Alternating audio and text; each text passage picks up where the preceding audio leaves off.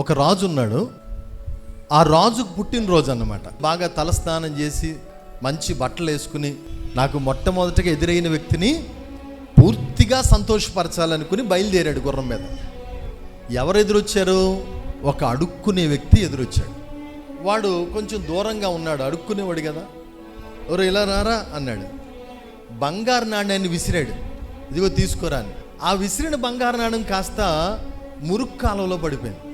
వీడు పరుగు వెళ్ళి కాలంలో చేపెడుతున్నాడు. రే రే వదిలే వదిలే అది వదిలే దైలరా ఇంకోటి ఇస్తాను రా అని. ఇదిగో ఇది తీసుకో, ఈ నాణ్యం తీసుకో అన్నాడు.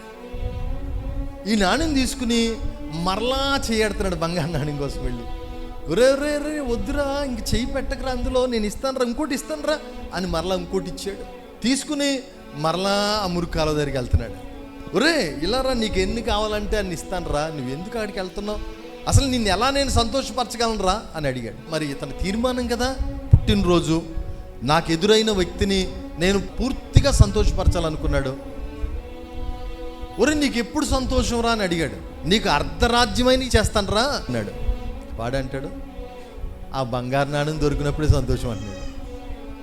చూసారండి, నీకు అర్ధరాజ్యమైన ఇచ్చేస్తాను రా బాబు అంటే ఆ బంగారు నాణ్యం దొరికినప్పుడే సంతోషం అంటున్నాడు. చూసారా?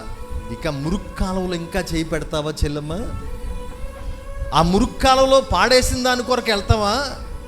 రాజుగారు నీకు ఎన్ని కావాలంటే అన్ని ఇస్తానంటున్నాడు కదా, నేను పూర్తిగా సంతోషపరుస్తానంటున్నాడు కదా, సమృద్ధిగా నేను సంతోషపరచగలిగిన శ్రీమంతుడు కదా ఆయన.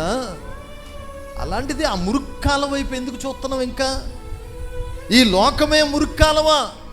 ఈ లోకంలో పడేసుకున్న దాని కొరకు నువ్వు చూడకు, నా దేవుడిచ్చే దాని కొరకు చూడు. క్రీస్తుతో కూడా లేపబడిన వాడు అయితే పైనున్న వాటి మీదే కానీ కిందున్న వాటి మీద మనస్సు పెట్టొద్దు అన్నాడు కదమ్మా.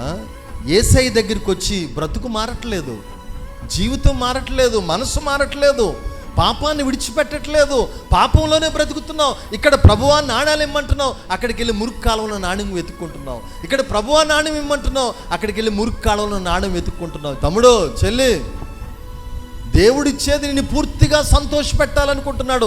ఆ ఒక్క నాణ్యం కోసం ఎందుకు ఎత్తుకుంటున్నావు? లోకంలో ఏదో ఉందని ఇక నేను ఆ బురదలో చేయి పెట్టడం ఏంటి? నా దేవుడు రాజు, శ్రీమంతుడు, ఏదైనా ఇస్తాడు నాకు, ఈ బురద నాకెందుకు?